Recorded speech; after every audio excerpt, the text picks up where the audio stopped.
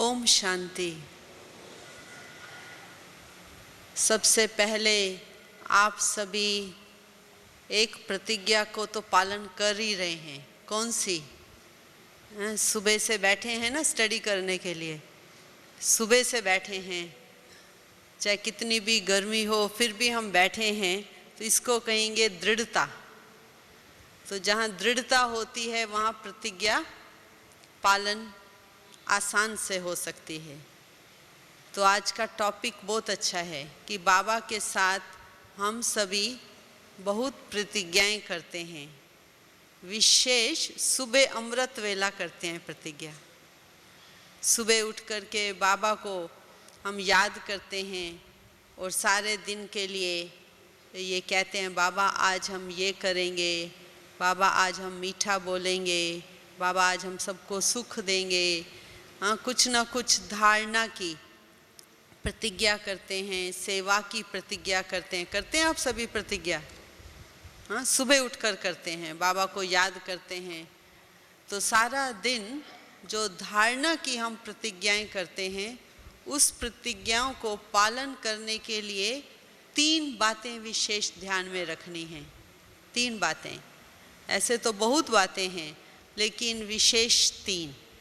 जैसे कोई बच्चा होता है, स्कूल में जाता है, तो स्कूल जाकर पढ़ के फिर घर आता है तो क्या करता है? सबसे पहले होमवर्क, घर का काम मिलता है ना उसको। तो इसलिए हम भी बाबा को याद करते हैं और मुरली सुनते हैं, तो उसके बाद हमको भी बाबा कौन सा काम देते हैं? होमवर्क, घर का काम, कि घर आकर आप जो बाबा से सीखे वो आप पालन करो।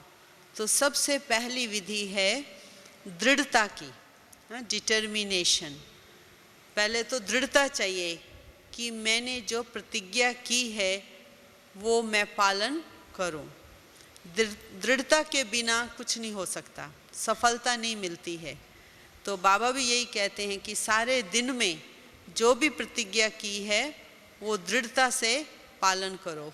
परंतु क्योंकि हमारी जो पढ़ाई है वो प्रैक्टिकल पढ़ाई है, स्कूल में तो चलो पेपर, उसके प्रश्न, उसके उत्तर हम लिख के आ जाते हैं, लेकिन यहाँ तो प्रैक्टिकल पढ़ाई पढ़ते हैं या नहीं?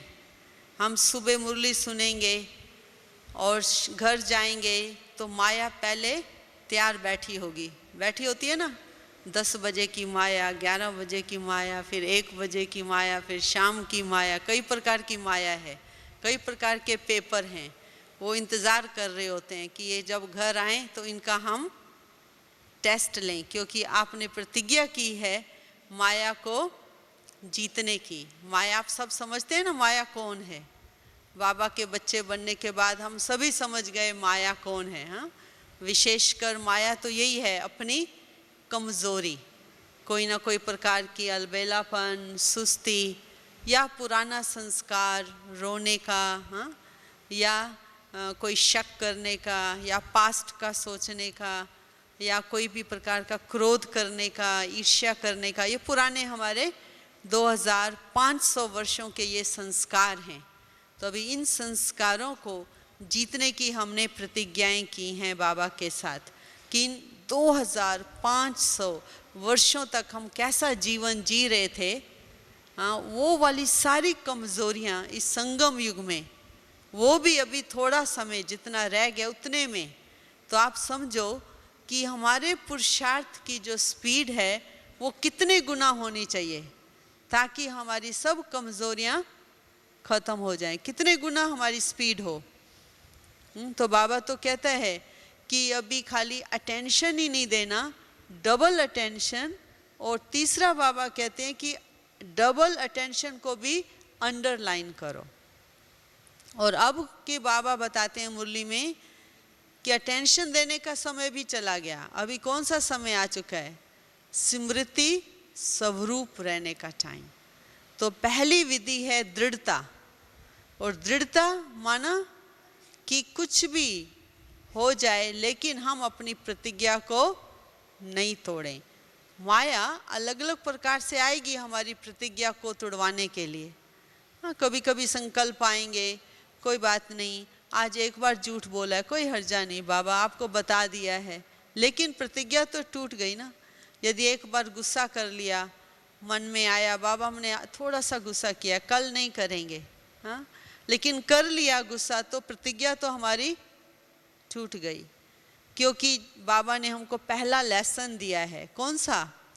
आत्मा का, मन बुद्धि संस्कार का, कि जो भी आप करेंगे वो आपका संस्कार बन जाएगा। तो हम प्रतिज्ञा तोड़ेंगे वो भी संस्कार बन जाएगा। प्रतिज्ञा करेंगे फिर तोड़ेंगे, फिर करेंगे फिर तोड़ेंगे, तो ये संस्कार कमज़ोरी का बन जाता है। जैसे कोई धागा होता है ना, तो बार बार टूटता है, फिर उसको जोड़ो तो कितनी गांठें आ जाती हैं धागे में, हैं? तो ऐसे ही हमारे पुरुषार्थ में भी यदि हमारे मन में अच्छा संकल्प होता है प्रतिज्ञा का करने का, और हम नहीं करते, टूट जाता है, तो वो एक गांठ पड़ गई। फिर हमने प्रतिज्ञा की, फिर तोड़ दी, दूसरी गांठ पड़ गई, तो वो धागा कितना कमज़ोर हो जाता है। तो इसलिए बाबा कहते हैं कि आध्यात्मिक जीवन जो अभी हम जी रहे हैं, ब्राह्मण जीवन, इस आध्यात्मिक जीवन में, क्योंकि ये बहुत मुश्किल है स्थिति बनाना, फिर स्थिति बना करके तोड़ देना, हाँ, क्रोध आ गया, हमारा स्वभाव में बोलने का ढंग तेज़ी से हो गया, या हमने प्रतिज्ञा की आज मीठा बोलेंगे, थोड़ा कड़वा बोल दिया, किसी के साथ झगड़ा हो गया, तू मैं हो गई, ये गांठें पड़ती जा रही हैं, हाँ, ये हमारी आध्यात्मिक स्थिति में कच्चापन आता जा रहा है। तो इससे स्थिति परिपक्व नहीं होती, पक्की नहीं होती है। पक्की तब होती है जो हमने वायदा किया है उस वायदे में रहें। लेकिन रहने के लिए पहला विधि है दृढ़ता, दूसरी उसकी विधि है साधना। साधना करते हैं ना हम। आज देखो लौकिक में भी किसी को डांस सीखना हो, किसी को नृत्य सीखना हो, किसी को पेंटिंग सीखनी हो, कितनी साधना करनी पड़ती है या नहीं? दिन रात करनी पड़ती है, तभी जाकर के उनकी कला बनती है, हैं? तो हमारे भी राजयोग में हम यदि ये जीवन जीना चाहते हैं, इतना सुंदर जीवन, उसके लिए भी हमको क्या करना होगा? साधना। साधना माना कि हम रोज दो बातों पर अटेंशन दें, अभ्यास और दूसरा है अटेंशन। हाँ? तो बाबा कहते हैं अभ्यास करो, रोज का अभ्यास करो। आप मुरली सुनते हैं, फिर मुरली की पॉइंट्स आप मान लो नोटबुक में लिखते हैं, फिर उसको बैठ के आप पढ़ते हैं, फिर उसका विचार करते हैं, ये अभ्यास हो रहा है। हाँ, जितना हम अभ्यास करेंगे तो हमारे मन के संकल्प जो हैं वो चमक उठेंगे, होंगे या नहीं? यदि हम सुन करके यहीं छोड़ देंगे और उसके ऊपर अभ्यास नहीं करेंगे तो चमक नहीं आएगी। हाँ, जैसे खाना खाते हैं तो डाइजेस्ट होता है तो खून बनता है, वो एनर्जी आती है और फ्रेश लगते हैं, हम कोई भी काम करने के लिए तैयार रहते हैं, थकावट नहीं होती, अथक हो जाते हैं। कितना भी पैदल करने के लिए कोई बोले तो कर सकते हैं क्योंकि अंदर ताकत है।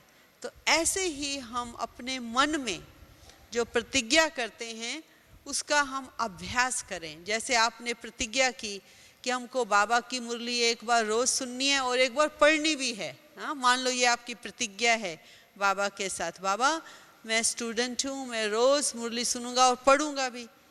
तो हम 2 दिन पढ़ते हैं और तीसरे दिन नहीं पढ़ते हैं तो वो प्रतिज्ञा हमारी टूट गई। तो इसलिए हम अपनी प्रतिज्ञा को कायम रखें। तो जो समय हमने निश्चित किया उसी समय पर बैठकर दृढ़ता से अभ्यास साधना से हम बैठ के बाबा की मुरली पढ़ें। लेकिन इसके साथ तीसरी बात आती है हमारी प्रतिज्ञा को पालन करने के लिए, वो है रुचि, इंटरेस्ट। हमको अपने जीवन को बनाने का इंटरेस्ट हो, रुचि हो। आज भी देखो कोई भी स्टूडेंट डॉक्टर बनना चाहता है, उसको कितने घंटे स्टडी करना पड़ता है आप सबको मालूम है ना? 18 घंटे कम से कम उसको स्टडी करना पड़ता है। उस वातावरण में रहना पड़ता है, हॉस्टल में रहना पड़ता है, हैं, डॉक्टरों के साथ काम करना पड़ता है, पेशेंट के साथ काम करना पड़ता है, वो रहन सहन में रहना पड़ता है, तब जाकर के उसकी बुद्धि डेवलप होती है, विकसित होती है। तो बाबा भी हमको ये कहते हैं कि यदि हमको देवता बनना है, प्रतिज्ञा कौन सी की है हम सब ने? देवता बनने की है ना हम सब ने प्रतिज्ञा।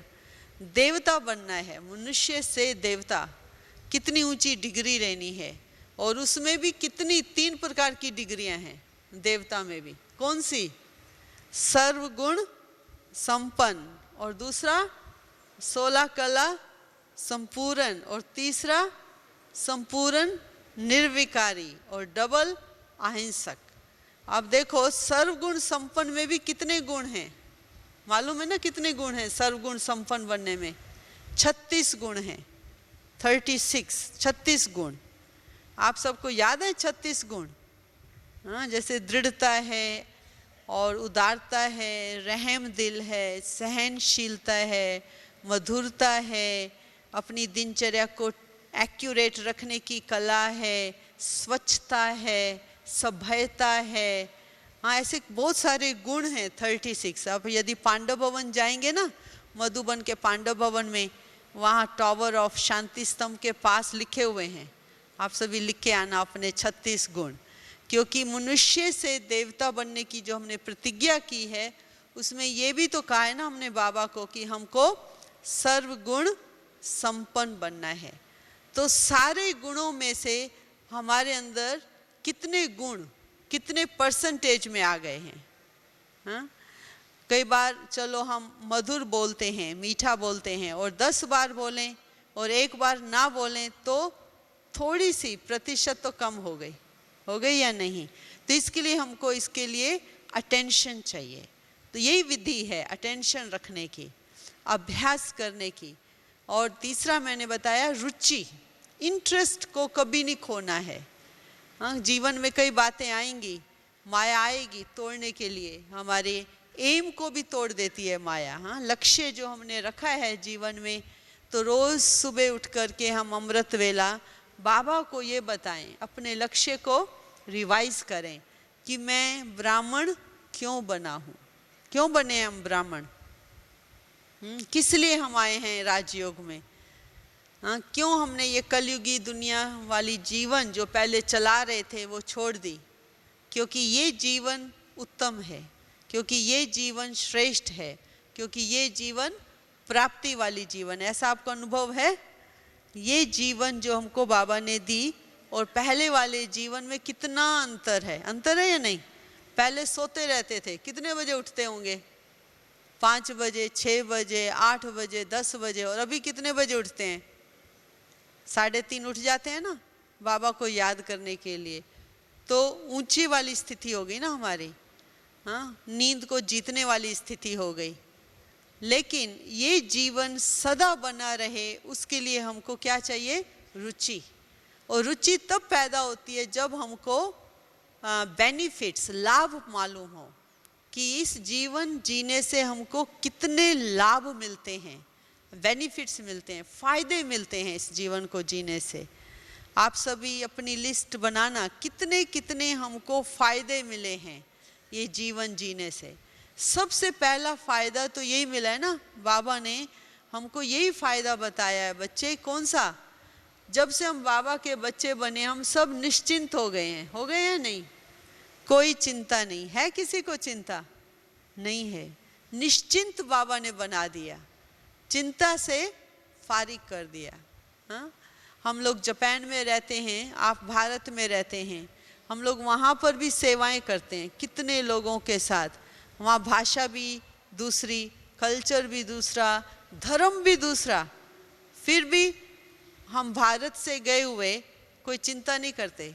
हाँ, जब हम जाते हैं बाबा की सेवा करने, हम लोग पहले गए थे, क्या लेके गए होंगे? एक छोटी सी अटैची। हाँ, और क्या है हमारे पास? कुछ नहीं। लेकिन बाबा ने हमको नशा दिया, खुशी दी, ज्ञान दिया, सुख दिया, वो हम लेके जाते हैं आध्यात्मिक। और जा कर के हम कोई भी देश में जाएं और भाषा ना आती हो तो भी हमको चिंता नहीं है। हाँ, कोई भी प्रकार का ये नहीं आएगा मन में क्या करेंगे, कैसे कहाँ जाएंगे, भाषा नहीं आती है, लेकिन वहाँ पर रह कर के सीख सकते हैं। हाँ, ये भी बाबा ने हम लोगों को इतना सीखने की रुचि बढ़ाई कि बच्चे अपने जीवन को आगे बढ़ाना है तो विशेषताएं और अपनाओ जीवन में, और कलाएं सीखो ताकि आपके जीवन की वैल्यू बढ़ जाए। तो इसलिए बाबा कहते हैं कि रुचि को कभी कम नहीं करना है। हाँ, आप खाना बनाते हैं वो भी एक रुचि है, सेवा करते हैं ये भी रुचि है, प्यार से खिलाते हैं ये भी रुचि है, सुबह उठते हैं रुचि से ये भी रुचि है, स्टडी करते हैं बाबा की मुरली सुनते हैं ये भी रुचि है। हम अपनी रुचि को कम नहीं करें, और स्पेशल जो हमारी इंटरेस्ट रुचि है वो है अपने जीवन के जो कमज़ोरी है उसको बदलने की रुचि। यदि हमको ये इंटरेस्ट आ गया ना बदलने का, अपने को परिवर्तन करने का, तो बहुत खुशी हो रहेगी। नहीं, कभी कभी हम अपनी रुचि को ख़त्म कर देते हैं तो बोरिंग लगती है ये लाइफ, लगती है ना। फिर कहेंगे ओ रोज़ उठना है हमको 4 बजे क्या, और रोज़ मुरली सुनने जाना है क्या। Traffic control.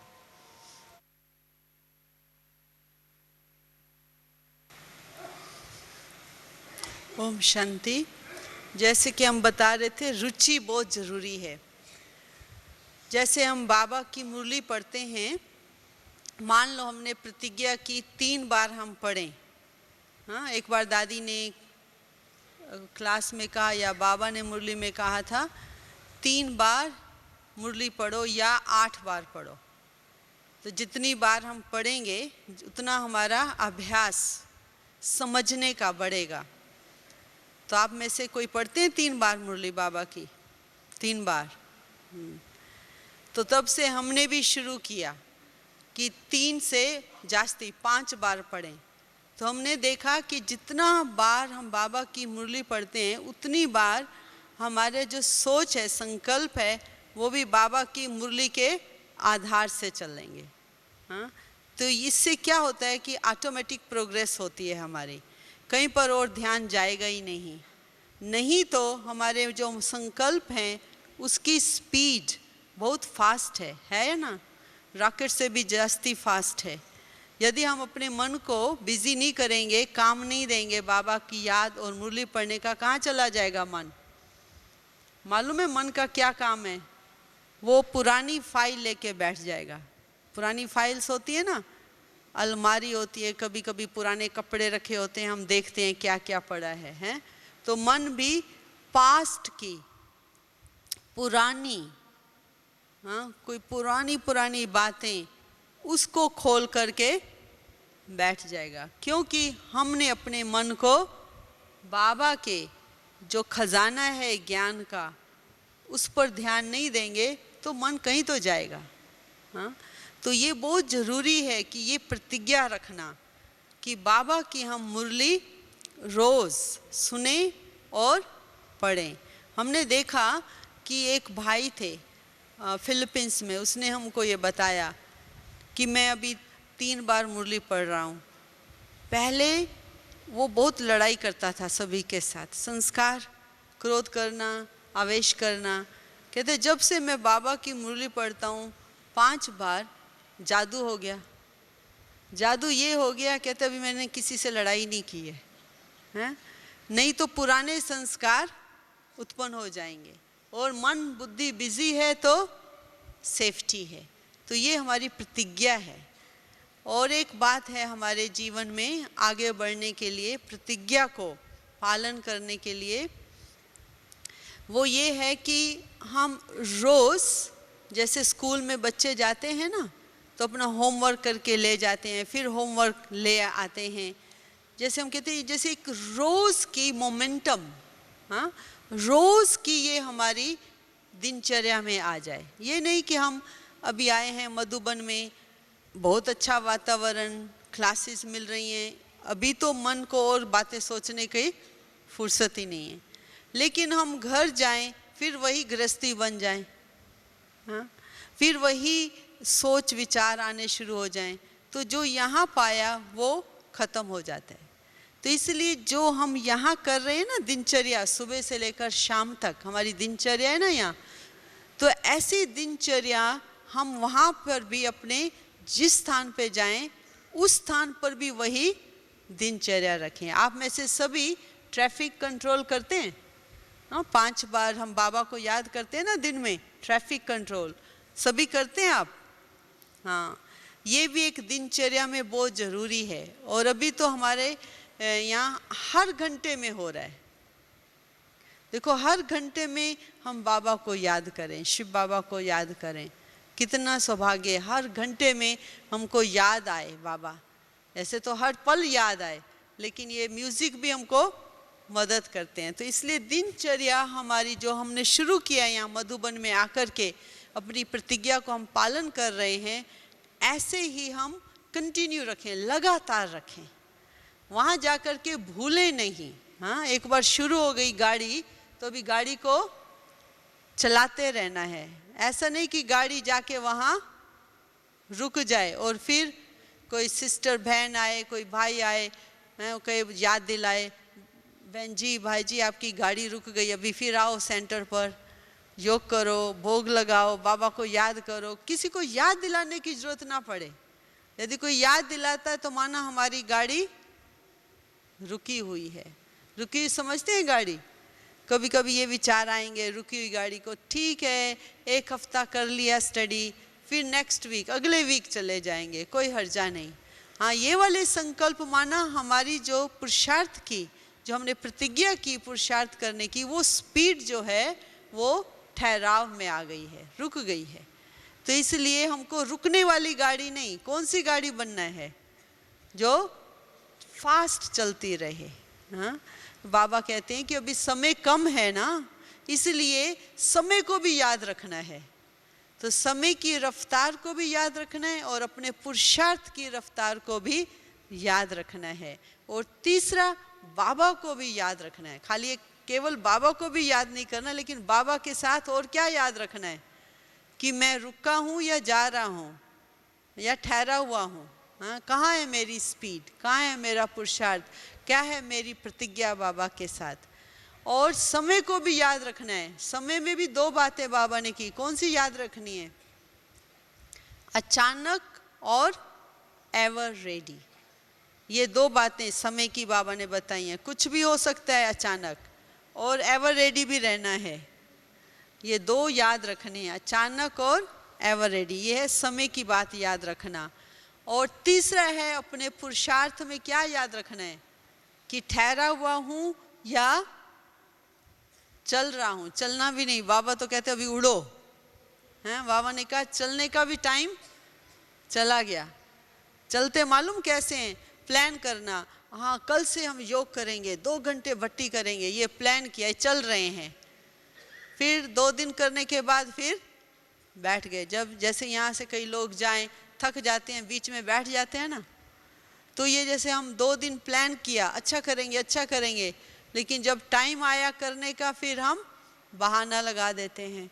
तो इसका मतलब हमारे पुरुषार्थ की जो रफ्तार है, प्लान तक तो अच्छी है, लेकिन करने के टाइम ठंडी हो गई, ढीली हो गई, रफ्तार ही छूट गई, चले ही नहीं, बैठ गए। हाँ, तो इसलिए बाबा कहते क्या बनो?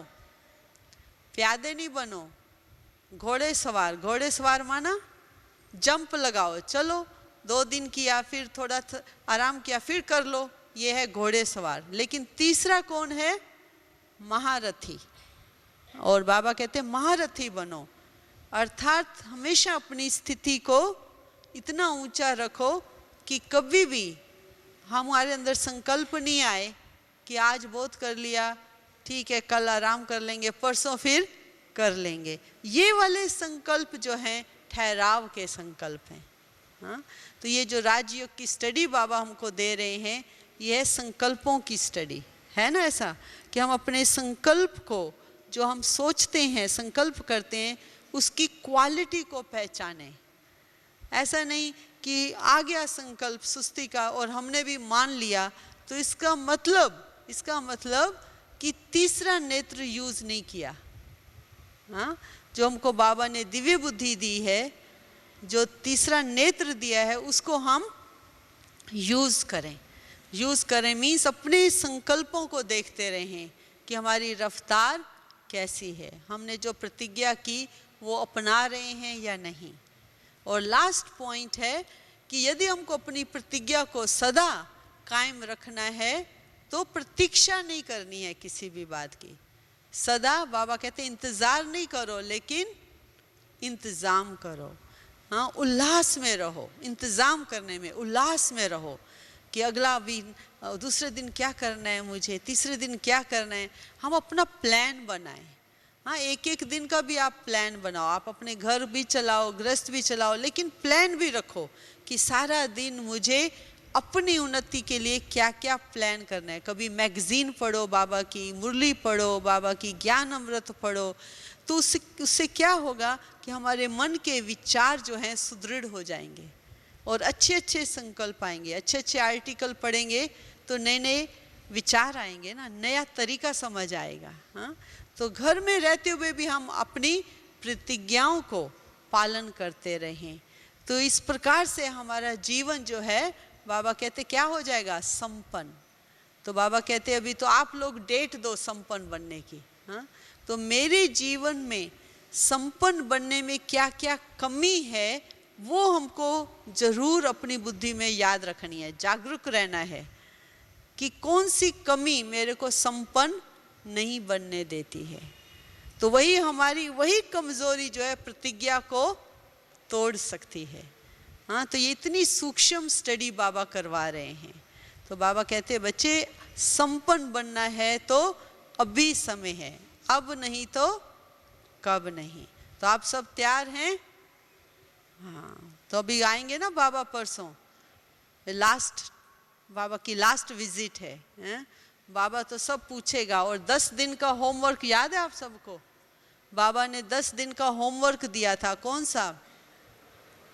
दुआएं दो और दुआएं लो, दुआ दो और दुआ लो। और 10 दिन बाबा ने कहा ये होमवर्क याद रखना। हाँ, सारे दिन में बहुत चांस है दुआएं लेने का और दुआएं देने का। तो कितनी इकट्ठी की दुआएं, उसकी निशानी क्या है? खुशी, हल्कापन, फ्रेश रहेंगे हमेशा सदा। हाँ, ताजगी रहेगी। हाँ, तो ये है निशानी कि हमने दुआएं इकट्ठी की हैं और दुआएं ले रहे हैं औरों से, उसमें खुशी होगी। हाँ, और 2 निशानी है कि हमारी दुआओं का स्टॉक खत्म ना हो, उसकी 2 निशानी कौन सी होगी? वो होगी हम कभी भी कंफ्यूज नहीं होंगे, मूंझेंगे नहीं और उलझेंगे नहीं। हाँ, कभी भी मन जो है मूंझेगा नहीं, सदा खुश रहेगा मन। यदि मन सदा खुश है तो इसका मतलब दुआएं इकट्ठी हैं। और कभी कभी मन मूंझ जाता है, उलझ जाता है, पता नहीं इसमें चला जाता है, तो इसका मतलब हमारा दुआ उस दिन क्या हो गया? दुआ को इकट्ठी नहीं हुई, मन की स्थिति नीचे आ गई, कन्फ्यूजन वाली हो गई, उलझन वाली हो गई। तो इसलिए अपने मन की स्थिति से पता चलेगा कि कितनी हमने दुआएं इकट्ठी की हैं। तो अभी और 2-3 दिन रह गए हैं, तो इसलिए हम 2-3 दिन में अपने को भरपूर करें। तो एक ये भी निशानी है कि दुआएं इकट्ठी हो रही हैं, उसकी निशानी है भरपूर। आप भरपूर महसूस करेंगे, खाली खाली महसूस नहीं करेंगे। आप सभी भरपूर हैं ना मधुबन में? हैं, भरपूर हैं सभी? हाथ खड़ा करो जो कहते हैं हम भरपूर हैं। हाँ, तो ये भरपूरता की स्थिति माना हमारी दुआएं इकट्ठी हैं, तो फ्रेश भी रहेंगे, उल्लास भी रहेगा, खुशी भी रहेगी।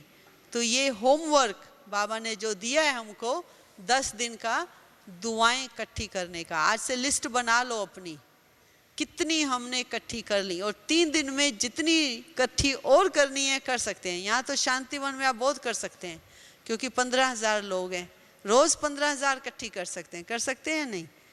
अच्छा, हर एक आत्मा को आप दुआ दे सकते हो यहाँ, हैं, हर आत्मा को कि बाबा ये भी आपका बच्चा है, सदा सुखी रहे, ये भी तो दुआ है। बाबा ये आत्मा आपका बच्चा है, सदा शांत चित्त रहे, ये भी तो दुआ है। अच्छे अच्छे संकल्प करना औरों के लिए, तो ये है दुआ देना।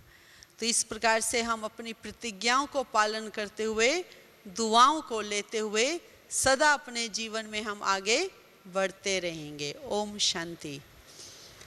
तो अभी थोड़ी देर के लिए मैं आपको जापान में जो हम सेवाएं करते हैं, थोड़े और देशों में जो सेवाएं करते हैं उसके बारे में सेवा समाचार बताते हैं। तो जापान में 3 सेंटर्स हैं। एक है हिरोशिमा, जहाँ बॉम्ब पड़ा था ना, उस स्थान पर भी अपना सेंटर है और वहाँ पर म्यूज़ियम बनाया है। जैसे वैसे तो इतने साल पहले जब बॉम्ब पड़ा था ना, उसके बाद उन्होंने बहुत बड़ा म्यूज़ियम बनाया हुआ है वहाँ पर। और वो म्यूज़ियम ऐसा है कि जो भी जाके देखता है ना, उसको नींद नहीं आती है सारी रात। क्यों? क्योंकि जो बॉम्ब का इफ़ेक्ट पड़ा था ये स्किन पर, मांस पे, हाथ में, बालों में, बर्तन में, स्कूटर में, क्योंकि वो सुबह का टाइम था जब बॉम्ब पड़ा था हिरोशिमा में। तो उस समय स्कूल के बच्चे जा रहे थे, माताएं खाना बना रही थी। उस समय जो उसका प्रभाव पड़ा शरीर पर, और जो जैसे स्कूटर है, बर्तन हैं, जो भी चीज़ें उस समय यूज़ हो रही थी, वो उन्होंने वैसी की वैसी रखी हुई हैं कि आप देखो एक बॉम्ब से अभी तो कितने बड़े बॉम्ब बन चुके हैं, उस समय तो छोटा था और उससे कितना नुकसान हुआ था। तो जब वो देखते हैं ना, तो अपने अंदर आता है कि क्या इंसान की सोच है, कि क्या इंसान सोच करके ये कर सकता है मिस्टेक। तो सारा म्यूज़ियम देखने के बाद फिर एक वहाँ पर शब्द लिखा हुआ है, वो म्यूज़ियम जो हिरोशिमा में, उसमें लिखा हुआ है, हे मानव, कभी तुम ये दोबारा भूल नहीं करना है। तो वो उन्होंने छापा हुआ है और वो हम सबको पढ़ना होता है और फिर बैठ कर के भगवान को याद करना होता है कि देखो इंसान ने क्या कर दिया। तो अपना म्यूज़ियम जो हमने बनाया हुआ है वो आत्मा, परमात्मा और कर्म योग, उसके ऊपर बनाया हुआ है। उनको लौकिक वाला म्यूज़ियम पीस म्यूज़ियम कहते हैं और अपना हमने नाम रखा है स्पिरिचुअल पीस म्यूज़ियम, कि लोग आकर के शांति का संदेश लेके जाएं। दूसरा सेंटर है टोक्यो में।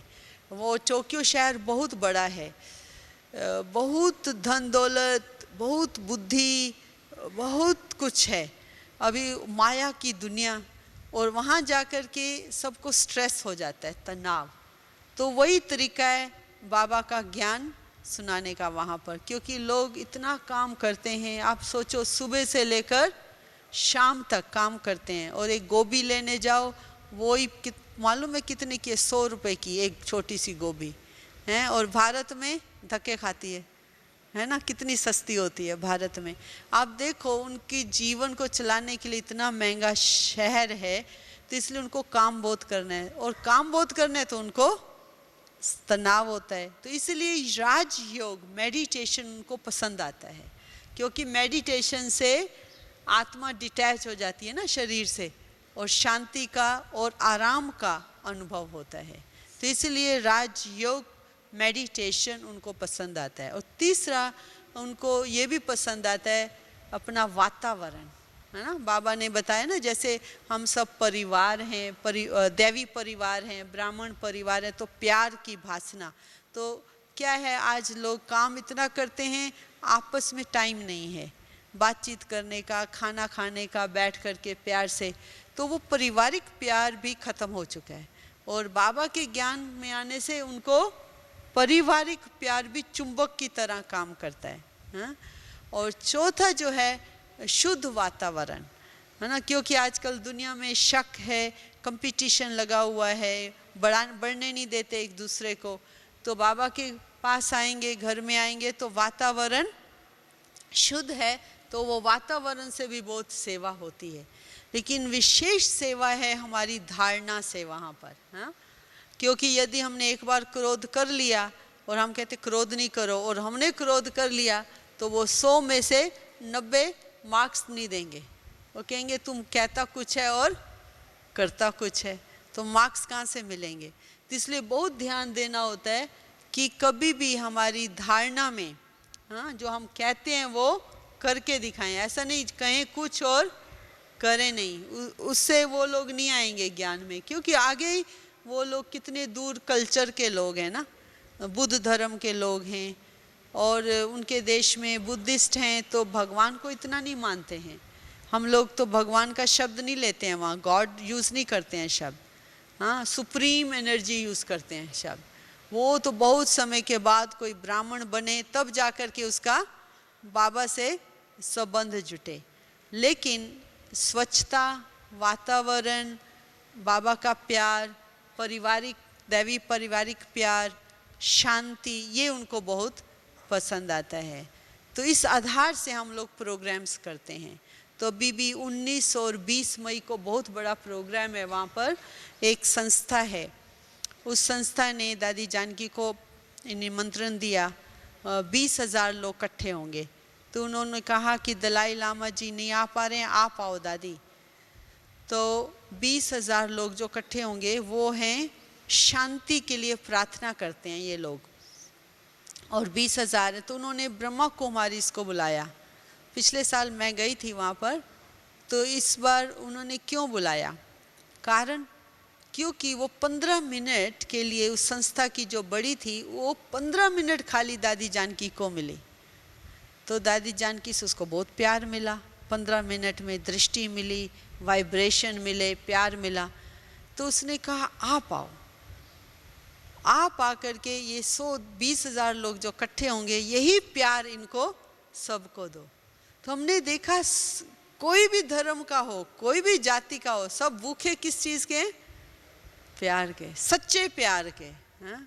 और सच्चा प्यार कहाँ से मिलेगा, बाबा के बच्चों से, बाबा से।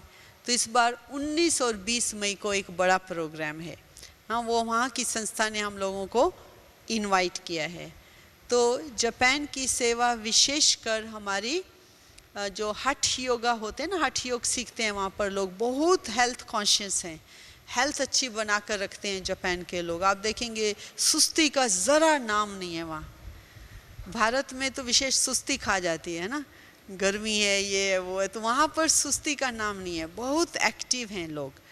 और सबके पास डायरी होगी, लिखते रहेंगे इस घंटे ये करना है, उस घंटे ये करना है। कोई माताएं होंगी ना घर चलाने वाली, उनके पास भी डायरी होगी, हैं कितने बजे कहाँ जाना है, कितने बजे क्या करना है। बहुत इंटरेस्ट है हॉबी सीखने का, ये सीखें वो सीखें, उनकी ऐसी लाइफ स्टाइल है, सुस्ती नहीं है। और दूसरा वो मेहनती बहुत हैं लोग, ईमानदार भी हैं। तो उन्होंने अपने देश को काफ़ी ऊंचा उठाया इन क्वालिटीज़ के आधार से।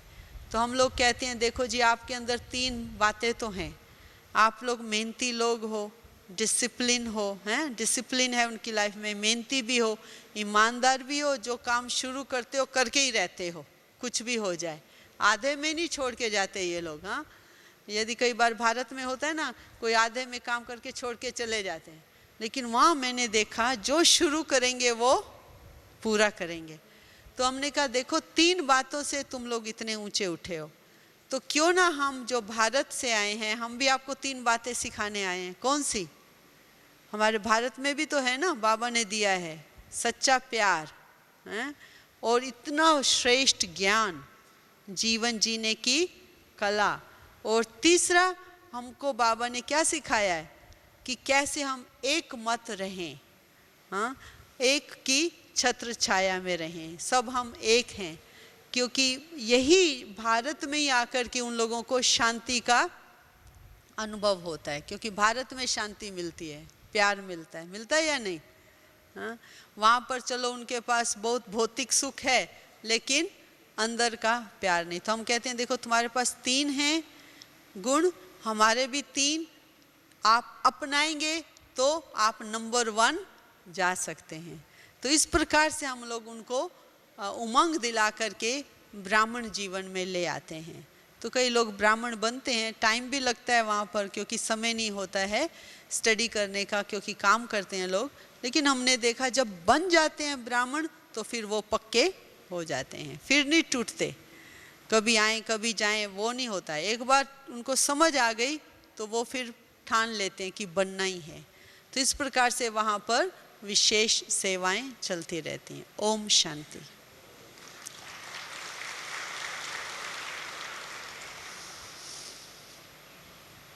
अभी बाबा को याद करेंगे तो आप 3 बातें याद रखना, दृढ़ता, साधना और रुचि। हाँ, तो अभी आप रिवाइज करो थोड़ा मन में कि मेरी क्या प्रतिज्ञा है। यहाँ जाने से पहले अपनी प्रतिज्ञाएं लिखना और मुझे क्या क्या करना है जाके ये भी लिखना।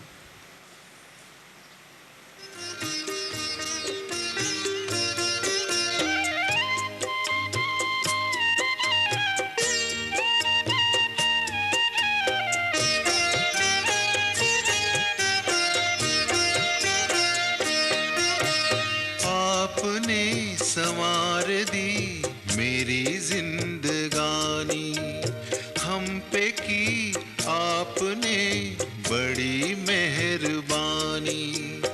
मेरे बाबा मुझको दी खुशियाँ बेपनाह, मेरे बाबा मुझको दी खुशियाँ बेपनाह।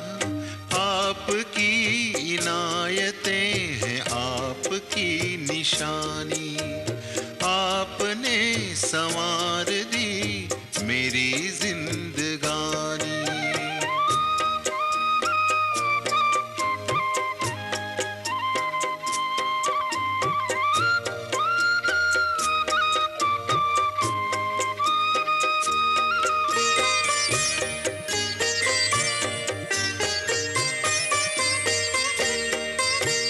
आपकी नजर पड़ी मुस्कुराई जिंदगी, सोई जो नसीब की लकीर वो सभी जगी। रोम रोम कहते प्रभु प्यार की कहानी, रोम रोम कहते प्रभु प्यार की कहानी। आपने संवार दी मेरी जिंदगानी, हम पे की आपने बड़ी मेहरबानी।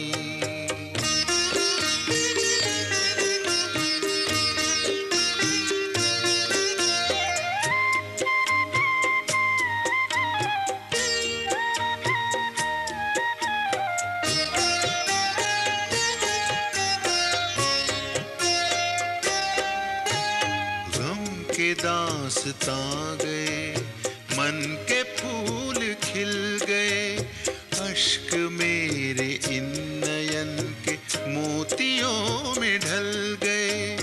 आसमां पे है लिखी प्रीत ये पुरानी, आपने संवार दी मेरी जिंदगानी।